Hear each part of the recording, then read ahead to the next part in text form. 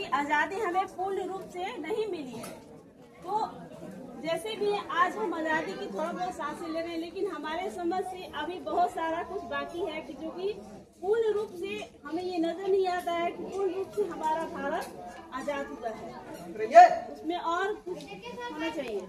जैसे कि मान लो आजादी कई तरह के होते हैं, है ना। तो आजादी तो ये है कि आज हम आजादी का जश्न मनाते हैं, इन झंडों को मतलब उनकी याद में जो कि हम लिए अपने प्राणों की बलि दे दी, है ना। कितने गोली खाए, कितने फांसी की सूली पर चढ़ गए, कितने।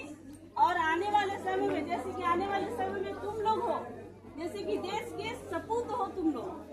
बोलते हैं ना कभी कभी कि तुम्हें भविष्य हो देश के, और इस देश को आगे कैसे बढ़ाना है ये तुम्हारे ऊपर निर्भर करता है। तो जैसे कि हम आजादी है, तो जैसे आजादी कई तरह के होते हैं, तो ये तो हमारे देश की आजादी होगी, लेकिन हम महिलाएं हैं, है ना।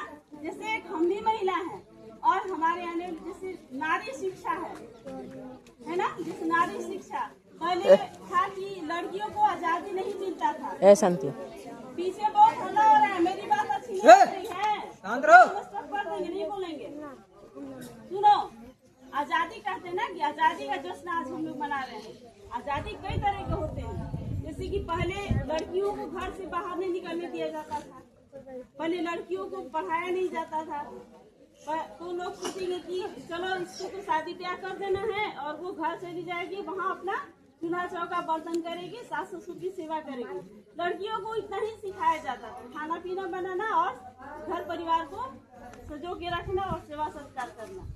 लेकिन धीरे धीरे हुआ कि उसमें बहुत सारे लोगों का योगदान भी है। जैसे भीमराव अंबेडकर थे, वो भी नारी शिक्षा पर जोर दिए। इसके बाद है हमारा ये सावित्रीबाई फुले, नाम सुने होंगे तुम लोगों ने। सावित्रीबाई फुले जो थी हमारे भारत की पहली महिला शिक्षिका थी, जो कि उनका योगदान काफी रहा। ऐसा उन्होंने सोचा कि भाई महिलाएं हैं जो हमारे गांव में आज भी पिछड़ी हुई हैं, जिनको शिक्षा से पूरी तरह वंचित कर दिया गया है। लेकिन उन्होंने मन में ठान लिया, क्योंकि गांव में वही एक पढ़ी लिखी महिला थी। तो उन्होंने सोचा कि क्यों ना हम अपने गांव की महिलाओं को साक्षर बना दें, है ना। तो वो तो मान लो महिला कर ही क्या सकती है अकेले। जब तक हमारा कोई सपोर्ट नहीं मिलेगा तो हम आगे नहीं बढ़ सकते हैं। तो उनके पति थे, तो उनके पति का मतलब बहुत ही सहयोग रहा, उनको बैक सपोर्ट किए कि चलिए। जो उनके पति थे ज्योतिबाई फुले, है ना। हमको लग रहा है कि घूम के बोलना पड़ेगा ना। वो अपनी पत्नी को पूरी तरह से सहयोग दिए नारी शिक्षा पर जोर देने के लिए। चलो भाई, हमारे गांव की अगर महिलाएं शिक्षित हो जाएंगी तो आने वाली पीढ़ी भी हमारी शिक्षित होगी। तो